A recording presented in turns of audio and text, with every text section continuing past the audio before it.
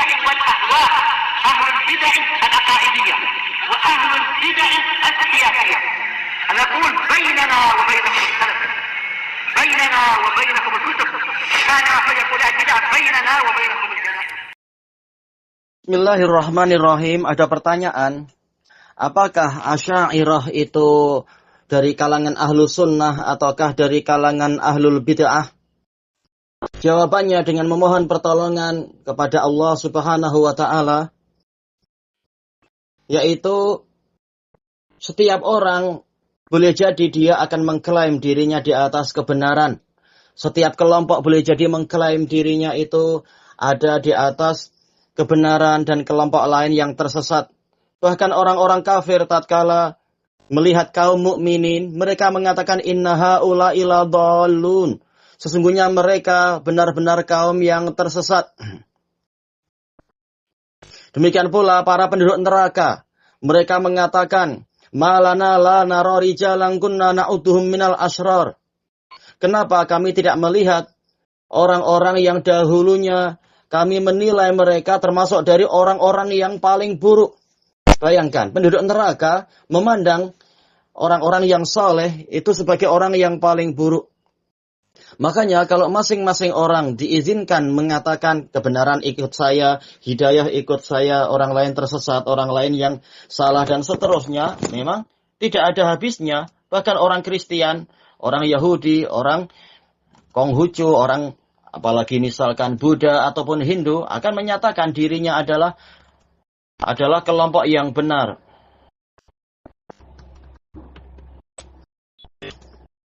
Akan tetapi yang terpandang adalah pendalilannya. Yang terpandang adalah apakah sesuai dengan kebenaran, apakah sesuai dengan Al-Quran dan As-Sunnah, ataukah tidak demikian.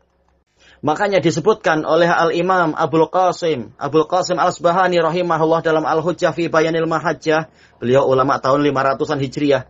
Beliau mengatakan setiap kelompok menyatakan dirinya itu berpegang teguh dengan syariat Islam. Dan bahwasanya kebenaran yang mana itu dilakukan oleh Nabi adalah kebenaran yang dia yakini dan yang dia peluk. Setiap orang mengklaim, saya ikut Nabi, saya sudah ikut jalannya Nabi. Kemudian beliau mengatakan hanya saja Allah enggan untuk kebenaran dan akidah yang sahihah itu kecuali bersama ahlul hadis dan athar. Karena mereka mengambil agama mereka dan mengambil keyakinan-keyakinan mereka dari generasi belakangan, mengambil dari generasi yang sebelumnya dan sebelumnya dari para pendahulu, dari generasi ke generasi. Generasi yang ini mengambil dari generasi yang sebelumnya sampai ke zaman tabi'in, dan tabi'in mengambil dari sahabat Rasulullah sallallahu alaihi wasallam, dan para sahabat Rasulullah sallallahu alaihi wasallam mengambil dari Rasulullah sallallahu alaihi wasallam. Dan tidak ada jalan untuk mengetahui apa yang didakwahkan oleh Rasulullah sallallahu alaihi wasallam yang berupa agama yang lurus, berupa jalan yang lurus kecuali dengan jalan ini yang telah ditempuh oleh para ahli hadis.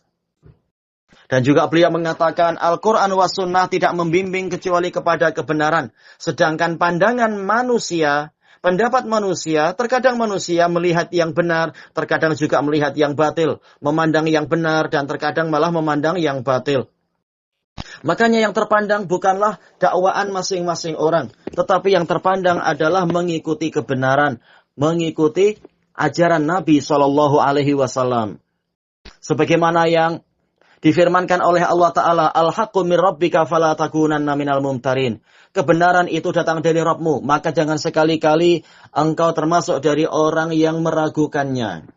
Dan Allah Ta'ala membimbing Nabi dan menjadikan Nabi senantiasa di atas jalan yang lurus.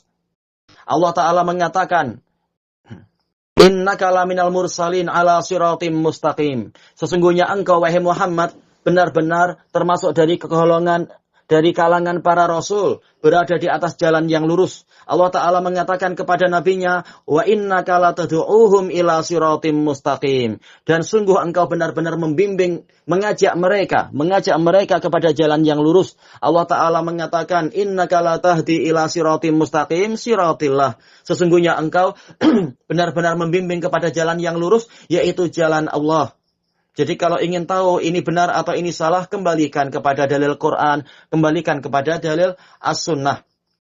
Tayyib. Di dalam Al-Quran, Allah Ta'ala menampilkan dalil banyak sekali. Memperkenalkan dirinya dengan sejumlah nama dan sejumlah sifat. Dan tidak dibatasi hanya 7. Tidak dibatasi hanya 20.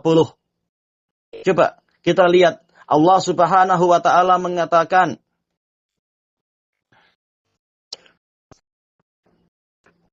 di dalam ayatnya yang mulia, fa inna rabbaka ghafurur rahim. Maka sesungguhnya Rabbmu itu Maha Pengampun lagi Maha Penyayang. Di sini Allah menetapkan nama Ghafur dan menetapkan nama Rahim. Dan dalam ayat yang lain Allah Ta'ala mengatakan fa inna rabbaka ghafurun dzur rahmah. Sesungguhnya Rabbmu itu Maha Pengampun, memiliki rahmat. Tahulah kita bahwasanya nama Ar-Rahim maksudnya adalah dzur rahmah, yang memiliki rahmat. Nah, dari sini kita tahu bahwasanya masing-masing nama dari nama-nama Allah itu memiliki sifat. Di antaranya adalah sifat rahmat. Apakah orang-orang Asy'ariyah menetapkan sifat rahmat? Ternyata tidak. Demikian pula Allah Ta'ala memiliki nama Allah yang maknanya adalah Dzul Uluhiyah wal Ubudiyah. Dzalika bi anna Allaha huwal haq wa anna ma yad'una min dunihi huwal batil wa anna Allaha huwal aliyyul kabir. Yang demikian itu karena Allah itulah yang benar dan yang mereka seru selain Dia, maka Dia itulah yang batil yang diseru itu. Dan bahwasanya Allah dialah yang maha tinggi lagi maha besar, lagi maha besar. Dan juga Allah Ta'ala mengatakan, wa ma arsalna min qablika mir rasulin illa nuhi ilaihi annahu la ilaha illa ana fa'budun. Dan tidaklah kami mengutuskan sebelummu seorang rasul pun kecuali diwahyukan kepadanya, kami wahyukan kepadanya tiada sesembahan yang benar kecuali Allah, maka sembahlah aku. Jadi al-ilah maknanya adalah dzul ubudiyah, la ilaha illa ana fa'budun. Jadi al-ilah maksudnya adalah dzul uluhiyah. Apakah orang-orang itu menetapkan sifat uluhiyah? Sama basar kalam, qadiran muridan, aliman hayyan sami'an basiran mutakalliman dan seterusnya itu. Tayyib. Tidak disebutkan al-uluhiyah, tidak disebutkan ar-rahmah dan sebagainya. Tayyib. Nah, ini adalah bid'ah. Allah Ta'ala menetapkan, tahu-tahu mereka malah meniadakan dan menakwil. Kalau dikatakan kami menakwilkannya adalah karena sifat rahmat itu mengandungi makna riqatul qalb, kelembekan hati. Sementara Allah Ta'ala tidak memiliki kelembekan hati. Kita tanya, dari mana engkau tahu rahmah adalah riqatul qalb? Mereka mengatakan, itu ibu atau seorang wanita, dia ternyuh hatinya, dia luluh hatinya melihat anak yang sedang sakit, atau anak yang menggigil, atau anak yang kelaparan, atau bayi yang digigit oleh nyamuk dan seterusnya. Itu adalah hasil dari kelembutan hati, dari kelembekan hati. Sementara Allah tak boleh seperti itu, berarti Allah tak boleh punya rahmat. Kita tanyakan, sejak kapan Allah mengajarkan engkau untuk menyamakan rahmatnya Allah dengan rahmat wanita? Bukankah laisa kamitslihi syai', tiada sesuatu pun yang setara dengan Dia, tiada sesuatu pun yang semisal dengan Dia? Mestinya kita tetapkan seperti yang Allah tetapkan. Allah punya rahmat, makhluk punya rahmat, tetapi rahmat Allah tidak sama dengan rahmat makhluk. Baik. Dan tidak selalu rahmat itu adalah berupa riqatul qalb, hatta dari kalangan manusia. Apakah kita katakan Nabi Muhammad yang jiwanya sangat kokoh itu dikatakan hatinya itu adalah hati yang lembek?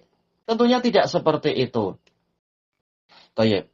Makanya mestinya kita ikuti undang-undang yang telah disepakati bersama, yaitu firman Allah Ta'ala, laisa kamitslihi syai'un wa huwas samiul basir. Tiada sesuatu pun yang semisal dengan Dia, dan Dia Maha mendengar lagi Maha melihat. Baik. Apa makna ayat ini? Tiada sesuatu pun yang semisal dengan Dia. Bukan karena Dia tak punya sifat, yang lain punya sifat sehingga tidak semisal. Karena ayat ini polanya adalah pola pujian. Allah Ta'ala sedang memuji diri sendiri. Kalau Allah memuji diri sendiri dari sisi tidak sama dengan makhluk karena Allah tak punya apa-apa, ini bukan pujian, ini malah menghinakan diri. Lebih hina daripada OKU, na'udzubillah. Tak mungkin yang seperti itu. Makanya ditutup dengan penetapan nama-nama yang mengandungi sifat wa huwas samiul basir. Dan Dialah yang Maha mendengar lagi Maha melihat. Apa maknanya? Yaitu Walaupun makhluk melihat, tetapi Allah maha melihat. Penglihatan Allah tidak sama dengan makhluk. Penglihatan Allah lebih sempurna.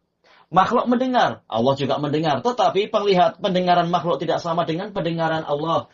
Karena apa? Pendengaran Allah sempurna, sementara pendengaran makhluk tidak sempurna. Jadi tahulah kita bahwasanya ayat laisa kamitslihi syai' itu bukan karena meniadakan sifat-sifat ataupun membatasi sifat-sifat kesempurnaan menjadi hanya 7 atau 20 atau 21 atau 8 atau berapa. Tetapi untuk menegaskan bahwasanya saking sempurnanya Allah dan saking banyaknya sifat-sifat Dia sehingga tidak ada yang mampu menyetarai Dia. Walaupun banyak makhluk yang memiliki asal sifat kesempurnaan, asal sifat. Tapi masing-masingnya sendiri tidak sempurna para makhluk tersebut. Baik. Kalau mereka mengatakan ayat ini kan bicara masalah mendengar dan melihat, tidak bicara masalah pengampunan, tidak bicara masalah rahmat dan sebagainya. Baik. Kita tanyakan, apakah sifat Allah hanya 2?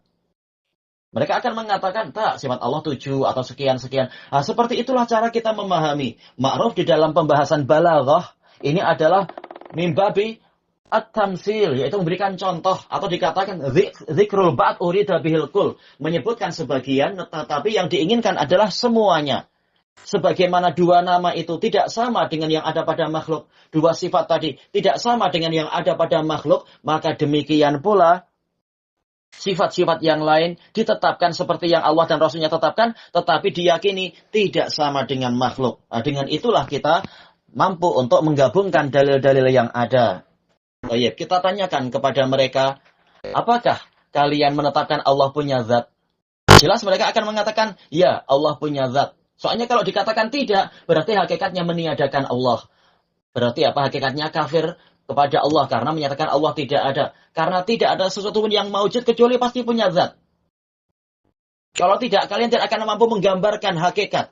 Kalian akan membuat bingung. Bagaimana dikatakan tidak punya zat tapi dia ada. Lalu apa namanya? Jelas dia adalah punya zat.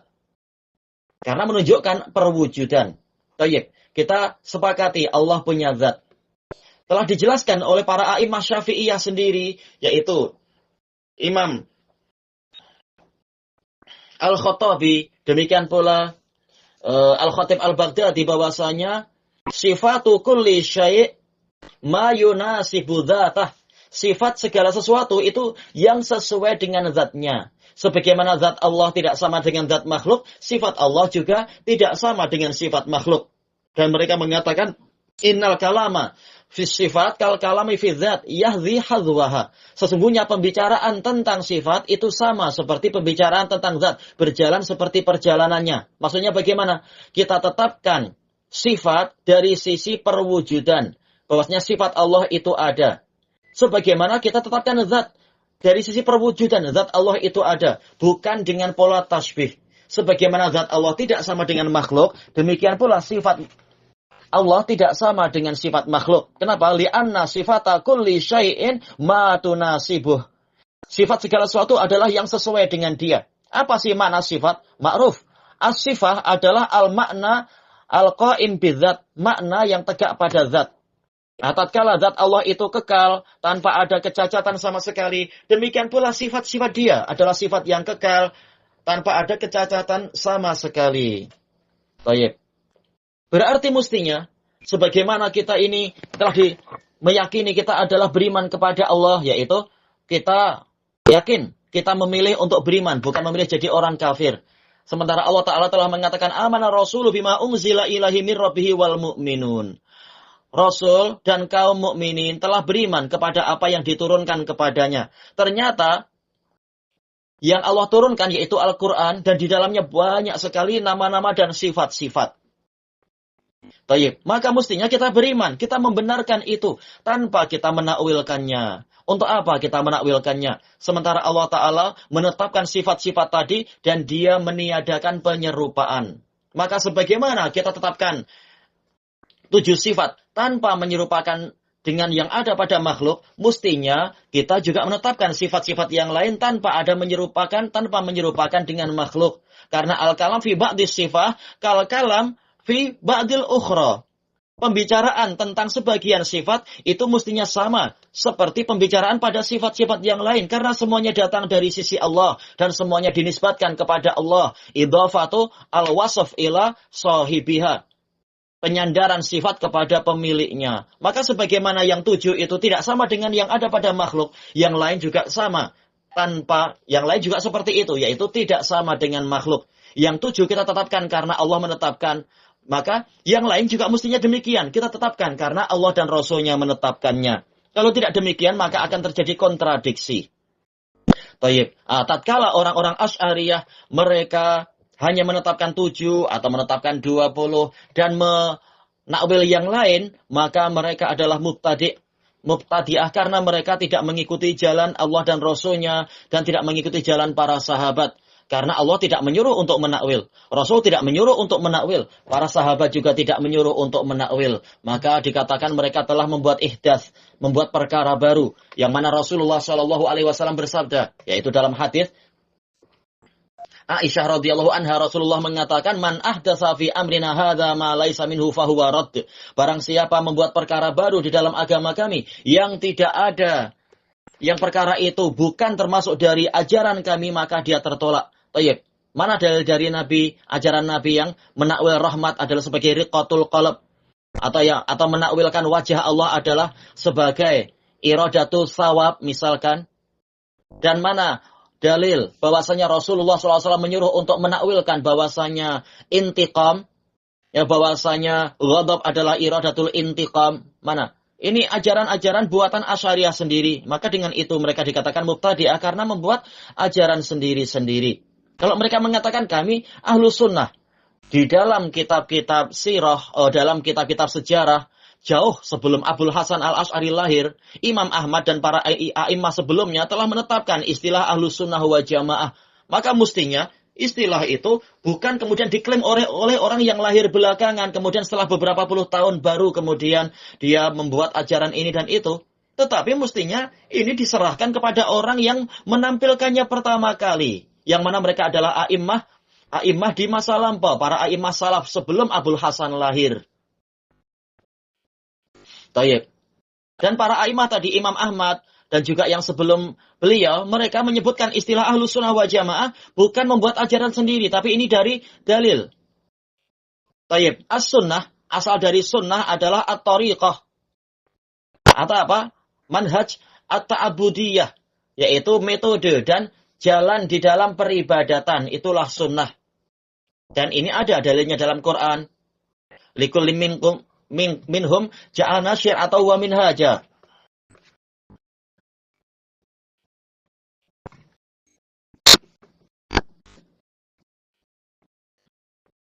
Tayyib. Allah Ta'ala telah mengatakan likullin ja'alna minkum syir'atan wa minhaja. Setiap kelompok dari kalian, setiap umat dari kalian telah kami jadikan syir'ah, yaitu syariat, wa minhajan, yaitu sunnah. Jadi istilah ini sudah ada dan juga dalam Quran sunanal awwalin dan juga dalam hadis yang diriwayatkan oleh Imam Ahmad dan sebagian ashabus sunan dan juga diperkuat oleh At-Tabrani dan lain-lain dan Al-Hakim. Hadis Irbad ibnu Sariyah kesimpulannya adalah sahih li ghairi. Rasulullah sallallahu alaihi wasallam mengatakan, "Fa innahu may ya'ish minkum ba'di fa sayara ikhtilafan katsira, fa 'alaikum bisunnati wa sunnatil khulafa'ir rasyidin al-mahdiyyin min ba'di 'addu 'alaiha bin nawajid wa iyyakum muhdatsatil umur fa inna kulla muhdatsatin bid'ah wa kullu bid'atin dhalalah wa kullu dhalalatin finnar." Sesungguhnya orang yang hidup di antara kalian sepeninggalku, dia akan melihat perselisihan yang banyak. Nah, sekarang banyak perselisihan. Lalu Rasulullah menyuruh apa? Apakah kembali ke orang-orang tertentu yang tidak maksum? Tidak. Rasulullah mengatakan, "Alaikum bisunnati, fa'alaikum bisunnati," fa'nya fa' ta'kibiyah, yaitu jawaban dari perselisihan adalah kalian harus berpegang dengan sunnahku dan sunnah al-khulafa'ur rasyidun. Bukan sunnah orang-orang yang tidak maksum, yang tidak dibimbing oleh Nabi, tetapi para sahabat. Nah, maka orang yang setia dengan jalan Nabi dan jalan sahabat dikatakan ahlus sunnah. Tayyib. Dan juga dikatakan ahlul jamaah karena mereka mengikuti jamaah para sahabat. Sebagaimana dalam hadis yang sahih diriwayatkan oleh Imam At-Tirmidzi.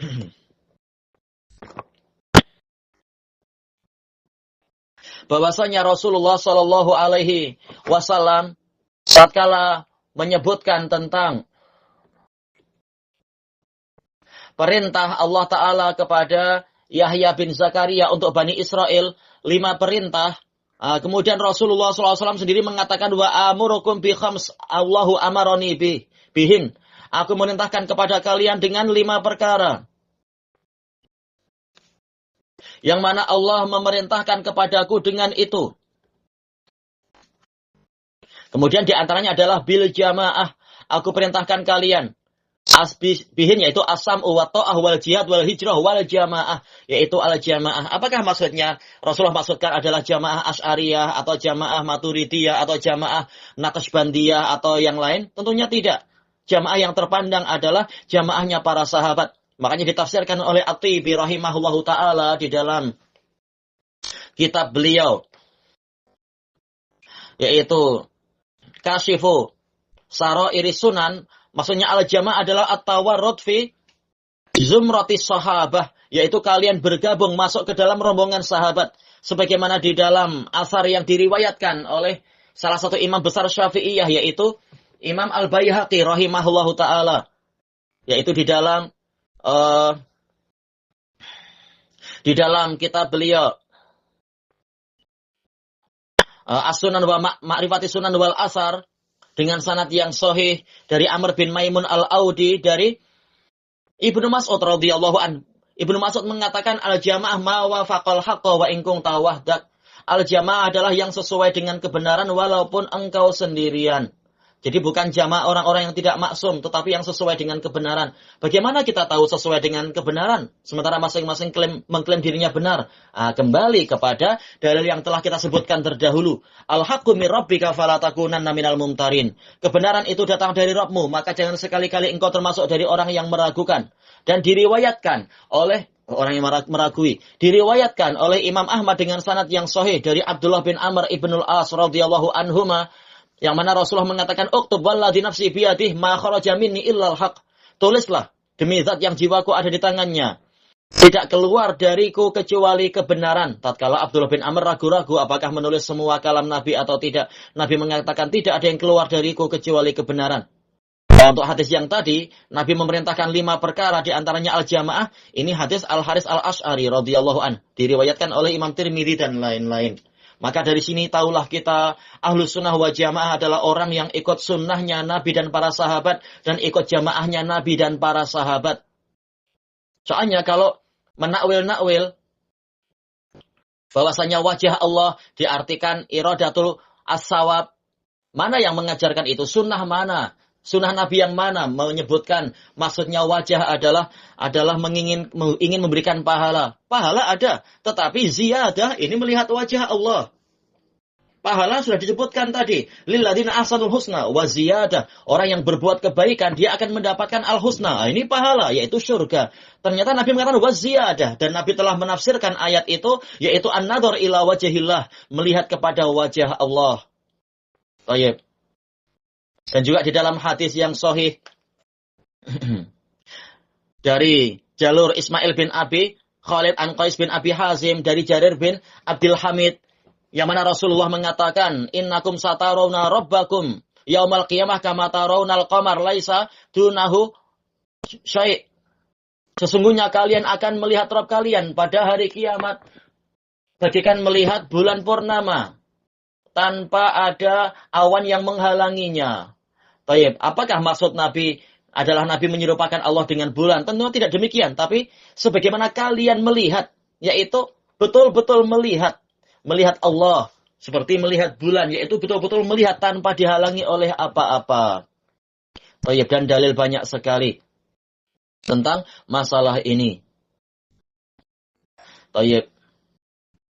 Maka barang siapa menakwil, dia tidak ikut sunnah Nabi, tidak ikut jamaah Nabi, tidak ikut sunnah sahabat, tidak ikut jamaah sahabat. Lalu bagaimana dikatakan sebagai Ahlus Sunnah wa Jamaah?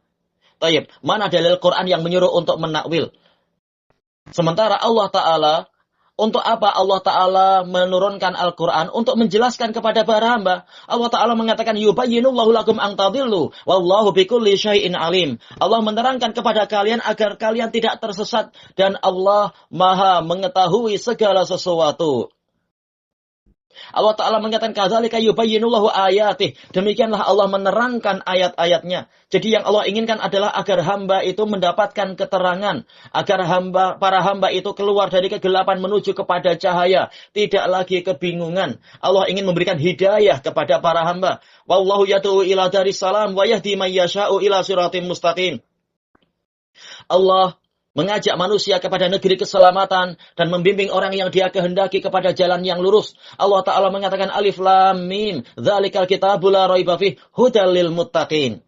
Alif lam mim itu adalah sebuah kitab yang di dalamnya tidak ada keraguan sebagai petunjuk untuk orang yang bertakwa. Allah Ta'ala telah mengatakan syahrul ramadhan alladzi unzila fihil Qur'an hudal linnasi wa bayyinatin minal huda wal furqan. Yaitu pada bulan Ramadan yang telah diturunkan di dalamnya Al-Quran sebagai petunjuk untuk manusia dan sebagai penjelasan dari petunjuk tadi dan sebagai pembeda, sebagai pembeza. Jadi Allah Ta'ala menurunkan Quran sebagai penjelas. Maka bagaimana?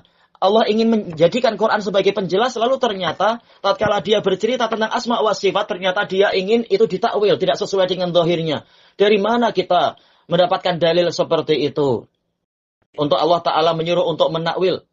Seandainya Allah inginkan makna yang lain, tak mungkin Allah mengulang-ulang dalam keadaan tidak menjelaskan bahwasanya yang diinginkan bukan zahirnya. Allah Ta'ala menurunkan ayat yang berbicara masalah istiwanya Allah di atas arsy di dalam 7 ayat. Sebagaimana yang disebutkan oleh Syekhul Islam di dalam kitab beliau Wasitiyah, dan Syekhul Islam didahului oleh Al-Imam Al-Hafidh Abdul Ghani Al-Maqdasi di dalam Al-Iqtisad fil I'tiqad. Tayyib.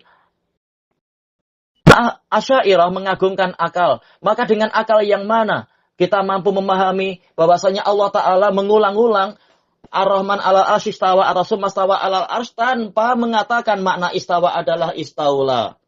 Dengan akal yang mana kita memahami bahwasanya Allah ingin menjelaskan pada kita, tapi selalu dia menyebutkan dia istiwa di atas arsy, tidak menyebutkan maknanya adalah istaula.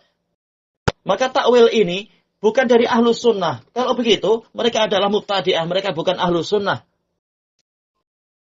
Allah Ta'ala sudah menerangkan tatkala masalah istiwa di atas arsy, bahwasanya ayat Quran satu sama lain saling menjelaskan.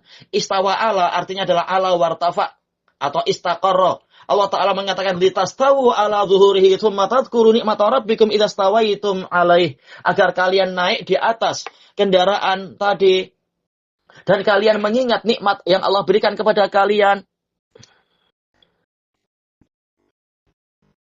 apabila kalian telah menetap di atasnya. Jadi istawa ala adalah tinggi di atas, menetap, dan yang semacam itu. Sebagaimana kata Allah Ta'ala kepada, ya itu apa? Bukan maksudnya istaula. Memang ini kendaraan kita, ini milik kita, kita yang beli. Bagaimana masih dikatakan agar kalian menguasai. Setiap kali mau naik kendaraan dikatakan menguasai. Sudah sekian lama kendaraan ini milik kita. Dan juga Allah Ta'ala mengatakan kepada Nabi Nuh, فَإِذَا اسْتَوَيْتَ أَنْتَ وَمَن مَّعَكَ عَلَى الْفُلْكِ. Kemudian apabila engkau wahai Nuh bersama orang-orang yang menyertaimu itu telah naik di atas kapal, istawa ala. Bukan menguasai, memang kapal ini sudah sekian lama milik Nabi Nuh, untuk apa lagi dikuasai? Jadi tahulah kita istawa ala maksudnya adalah memang tinggi di atas atau naik atau menetap. Allah Ta'ala mengatakan wastawat alal judi. Kapal itu tinggi, naik di atas gunung Judi atau menetap di atas gunung Judi. Bukan maksudnya menguasai. Kapan kapal itu menguasai gunung? Jadi istawa ala artinya adalah tinggi di atas. Wahyu Quran satu sama lain saling menjelaskan. Bukan maksudnya adalah perlu ditakwil ini dan ditakwil itu dan seterusnya. Makanya barang siapa menempuh jalan yang lain yang tidak diajarkan oleh Quran wa sunnah, dikatakan dia adalah mubtadi' karena dia membuat ajaran baru. Baik. Bukankah kita yakin Quran itu benar? Bukankah kita yakin bahwasanya maqamatu qabulil khabar ada 4? Bahwasanya Syarat diterimanya berita itu ada 4. Yang pertama adalah as-sidq, adanya kejujuran. Yang kedua adalah adanya ilm, adanya ilmu. Yang ketiga adalah adanya fasahah, kefasihan. Yang keempat adalah adanya nusuh, yaitu kesetiaan. Sementara Quran telah menggabungkan 4 sifat ini. Nabi juga menggabungkan 4 sifat ini. Kejujuran yang tertinggi, ilmu yang paling sempurna, juga kefasihan yang paling tinggi, dan juga sekaligus kesetiaan yang paling sempurna. Kalau begitu bagaimana akan mendatangkan berita yang ternyata dohirnya tidak diinginkan, menyebabkan orang jadi kebingungan. Na'udzubillah kalau seperti itu. Tidak layak dikatakan Quran adalah mubin. Tidak layak Nabi itu sebagai apa? Litubayyina linnas. Tidak layak dikatakan Quran sebagai tibyanan likulli syai'. Sementara untuk menjelaskan zat yang maha besar saja ternyata tidak terjadi. Justru yang ada hanyalah al-azghas wal ahaji. Istilah sebagian ahli Asy'ariyah Quran ini al-ghas wal ahaji, yaitu sebagai tebak-tebakan, teka-teki. Agar orang berijtihad, mencurahkan, memerah otaknya untuk mengetahui lafaz-lafaz yang makna dibalik lafaz. Ini na'udzubillah, ajaran mana yang seperti itu? Quran datang untuk menjelaskan, bukan untuk mempersulit. Allah Ta'ala menjadikan agama ini adalah untuk kemudahan. Wa ma ja'ala 'alaikum fid dini min haraj. Allah tidak menjadikan di dalam agama ini ada kesulitan untuk kalian. Kalau seandainya umat ini, manusia dibebani menakwilkan masing-masing nama dan sifat, niscaya ini akan menjadi haraj, akan menjadi kesulitan. Setiap orang menakwilkan sesuai dengan hasil pemikiran dia sendiri. Dan seterusnya. Nah, dari sini tahulah kita bahwasanya Asy'ariyah bukan dari ahlu sunnah karena tidak ikut sunnah Nabi, tidak ikut sunnah para sahabat. Bukan ahlul jamaah karena tidak mengikuti jamaahnya Nabi dan para sahabat. Rasulullah SAW di dalam hadis yang sahih li ghairih, hadis Anas bin Malik, dan juga datang dari hadis Abdullah bin Amr ibn al-As, Rasulullah SAW mengatakan, Inna hadhil ummah sataftariku ala salasin wa sab'ina firqah kulluha finnari illa wahidah. Qalu wa man hiya ya Rasulullah? Qal man kana ala mithli ma ana alaihi al-yawma wa ashabi. Sesungguhnya umat ini akan terpecah menjadi 73 kelompok. Setelah menyebutkan Yahudi, menyebutkan Nasara, kemudian menyebutkan umat ini. Berarti maksudnya apa? Umat ijabah, umat istijabah, yaitu kaum muslimin terpecah. Bukan maksudnya seperti yang ditakwilkan sebagian ustadz. Maksudnya adalah umat Muhammad ada yang Yahudi, Nasrani, Muslim, Hindu. Bukan itu. Nabi sudah bicara masalah Yahudi, Nabi sudah bicara masalah Nasrani. Tapi yang dimaksudkan di sini adalah yang muslimin. Terpecah menjadi 73. 72-nya di dalam neraka kecuali 1. Para sahabat tanya, siapa yang 1 itu wahai Rasulullah? Maka Rasulullah mengatakan, orang yang berada di atas jalan yang aku dan para sahabatku ada di atasnya. Baik, apakah Nabi SAW dan para sahabat mengajarkan takwil-takwil terhadap asma wa sifat itu? Tidak kan? Tidak demikian. Nabi dan para sahabat tidak demikian. Maka Asy'ariyah ikut jalan yang lain. Berarti tidak layak dikatakan. Tidak layak dikatakan mereka adalah dari kalangan ahlu sunnah wa jamaah. Karena mereka tidak ikut sunnah Nabi dan para sahabat. Juga diriwayatkan oleh Imam Ahmad dengan sanad yang minimalnya hasan. Dari Muawiyah bin Abi Sufyan radhiyallahu anhuma. Rasulullah menyebutkan, wa inna hadhil ummah sataftariqu ala salasin wa sab'ina firqah kulluha wahidah kulluha finnari illa wahidah. Qalu wa man hiya ya Rasulullah? Qal al-jamaah. Dan umat ini akan terpecah menjadi 73 kelompok, semuanya dalam neraka kecuali 1. Para sahabat bertanya, siapa dia yang 1 ini wahai Rasulullah? Rasulullah mengatakan al-jamaah. Baik, takkan al-jamaah itu justru adalah yang mengikuti orang yang lahir di masa kemudian. Nah, sebelum orang itu lahir dan sebelum orang itu merumuskan sifat hanya 7 atau hanya 8 atau mungkin hanya 20. Apakah umat ini tersesat sejak zaman Nabi sampai lahirnya orang itu dan sampai orang itu merumuskan berarti umat ini tidak tahu kebenaran? Ini sangat tidak masuk akal. Sementara umat ini adalah umat yang marhumah dan umat yang dirahmati dan dipelihara. Yang mana Rasulullah SAW mengatakan, la tazalu ta'ifatu min ummati zahirina 'alal haqq la yadurruhum man khazalahum hatta ya'tiya amrullahu wa hum 'ala dzalik. Senantiasa akan ada di umat ini sekelompok orang yang menampilkan kebenaran. Tidak membahayakan mereka, orang yang menyelisihi mereka ataupun menelantarkan mereka sampai datangnya urusan Allah dan mereka di atas keadaan tadi. Jadi di setiap masa, di zaman Nabi, di zaman sahabat, zaman tabi'in, itu akan selalu ada yang menampilkan kebenaran. Apalagi dalam masalah asma wa sifat telah ijma'. para sahabat itu. Maka itulah kebenaran. Tak mungkin ada di suatu masa yang umat kosong dari kebenaran. Apalagi ini kebenaran yang paling tinggi terkait dengan zat yang maha benar, yaitu akidah tentang Allah Ta'ala. Itu mustahil. Umat baru tahu kebenaran setelah Abul Hasan Asy'ari lahir, belajar, kemudian Abul Hasan setelah berapa puluh tahun merumuskan sifat hanya sekian-sekian. Mustahil. Sebelum itu umat tidak tahu kebenaran. Ini mustahil. Na'udzubillah kalau konsekuensinya adalah seperti itu. Dan telah sahih dari Umar. Umar mengatakan yang terpandang bukan pandangan manusia, tapi yang terpandang adalah, yang penting adalah pandangan zat yang di atas sana. Menunjukkan Umar meyakini Allah tinggi di atas sana. Asy'ariyah tidak meyakini Allah di atas sana, tapi Allah di mana-mana. Tayyib. Padahal apa? Zainab, istri Rasulullah, mengatakan kepada istri-istri yang lain, kalian dinikahkan oleh wali-wali kalian. Aku dinikahkan oleh zat yang tinggi di atas sana. Dari 7 langit. Dan juga Ibnu Abbas mengatakan, Allah menurunkan bara'ah Aisyah dari atas 7 langit.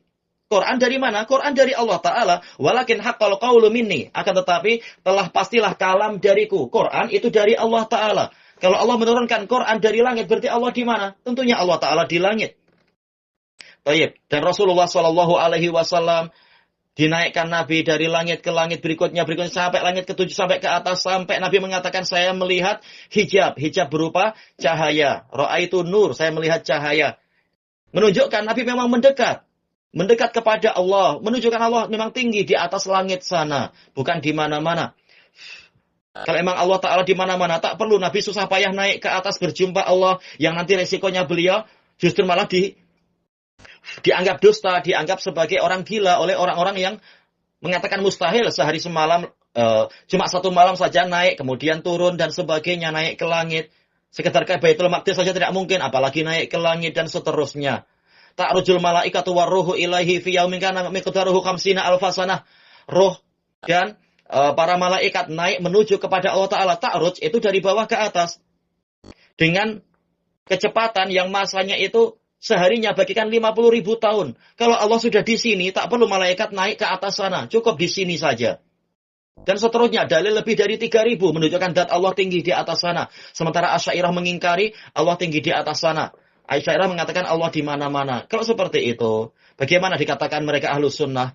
Karena sementara mereka menyelisihi ajaran Allah, menyelisihi ajaran Nabi, dan menyelisihi ajaran para sahabat. Bagaimana dikatakan mereka itu Ahlus Sunnah?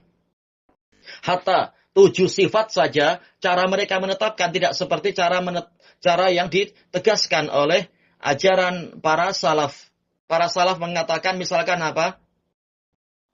Misalkan adalah tentang as-sama. As-sama yaitu pendengaran. Asy'ariyah mengatakan as-sama itu adalah apa itu? Al-ilmu bil masmu'at. Pengetahuan tentang apa yang mungkin didengar. Sementara para salaf mengatakan as-sama adalah al-idraku bil masmu'at. Sudah lain. Antara idrak dengan ilm itu lain. Idrak yaitu apa? Menangkap. Baik. Ilmu ini adalah tempatnya bukan di telinga. Baik. Dan juga kalau mengatakan as-sama adalah al-ilmu bil masmu'at, ini masih tidak menyucikan Allah dari kemungkinan ada keserupaan dengan akhras, dengan apa? Dengan asam, orang yang tuli. Karena orang yang tuli, dia tidak mampu mendengar, tapi mungkin untuk dia memiliki ilmu terhadap sesuatu yang mungkin untuk didengar oleh orang yang normal. Orang ini tuli, dia tak mampu mendengar suara trompet misalkan, tapi mungkin saja dia membaca buku trompet itu, gambarannya begini, suaranya, polanya begini-begini, atau dia, dan seperti itu. Makanya kalau dikatakan as-sama adalah al-ilmu bil masmu'at, ini masih belum menyucikan Allah Ta'ala dari apa? Kemungkinan untuk sama dengan situasi orang yang tuli. Tapi kenapa orang Asy'ariyah mengatakan as-sama adalah ilmu bil masmu'at? Alasannya karena pendengaran itu memerlukan alat. Yang ada pada makhluk perlu alat. Alat ada tobel, ada genderang, telinga itu, ada ini, ada itu, ada daun telinga. Sementara Allah tak boleh itu. Maka berarti sama ini kembali kepada ilmu. Nah, sementara kita tanya, mana dalil Quran yang seperti itu? Mana dalil sunnah yang menunjukkan itu? Mana kalam para sahabat yang menyatakan seperti itu? menunjukkan mereka tidak ikut sunnah, mereka tidak ikut jamaah. Maka bagaimana dikatakan mereka ahlu sunnah wal jamaah? Mereka adalah mubtadi'ah. Demikian pula masalah penglihatan. Mereka menetapkan Allah memang melihat. Tetapi kita teliti. Apa makna melihat? Al-basar maksudnya itu apa? Yaitu kata mereka al-ilmu bil mubsarat, mengetahui apa yang mungkin untuk dilihat. Nah, kalau ditanya, kenapa engkau harus menetapkan seperti itu? Karena mereka mengatakan penglihatan itu untuk makhluk itu perlu bola mata, perlu lensa mata, perlu retina, perlu kornea, perlu ini. Sementara Allah tak boleh punya yang seperti itu agar tidak sama dengan makhluk. Berarti makna melihat adalah mengetahui sesuatu yang mungkin untuk dilihat. Dan yang seperti ini, kita tanya dalilnya apa? Penglihatan dikembalikan kepada ilmu. Mana dalilnya? Tak ada dalilnya, mereka mubtadi'ah. Baik. Yang betul adalah yang namanya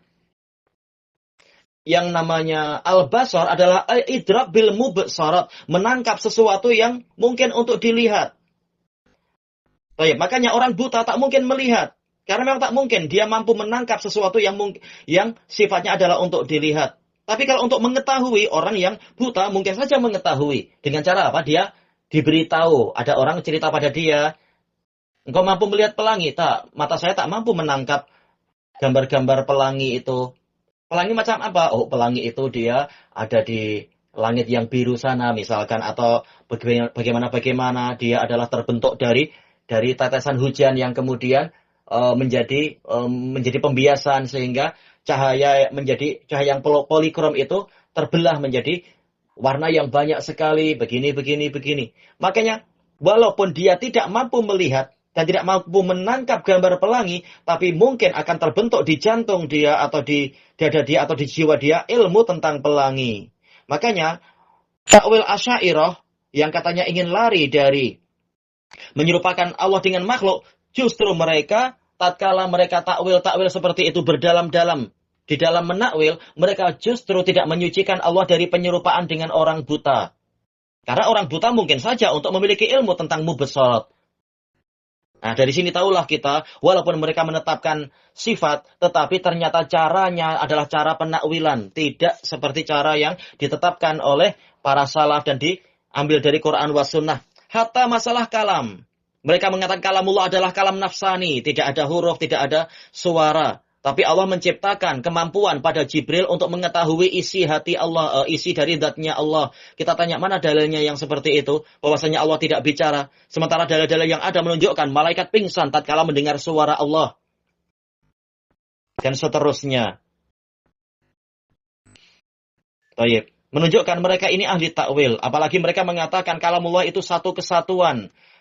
Ta'aruf di dalam kitab-kitab mereka mengatakan Taurat, Injil, Zabur dan Quran itu satu kesatuan, itu sama saja, cuma berlainan maknanya, berlainan bahasanya. Padahal ma'ruf, isi Taurat tidak sama dengan isi Injil tidak sama dengan Zabur, isi Zabur tidak sama dengan isi Quran. Bagaimana dikatakan sama? Dan seterusnya. Hatta dalam Quran sendiri tidak sama ayatul dain dengan ayat di dalam Al-Kahfi misalkan, lain. Tapi mereka mengatakan satu kesatuan dan seterusnya. Hanya berlainan sisi takbirnya atau berlainan dari sisi ini dan itunya. Dan mereka mengatakan Quran yang ada di hadapan kita ini adalah apa itu? Ibaratun an kalamillah. Kita tanya, dalilnya mana? Quran yang di hadapan kita hanya ibarah, yaitu ibarat dari makhluk.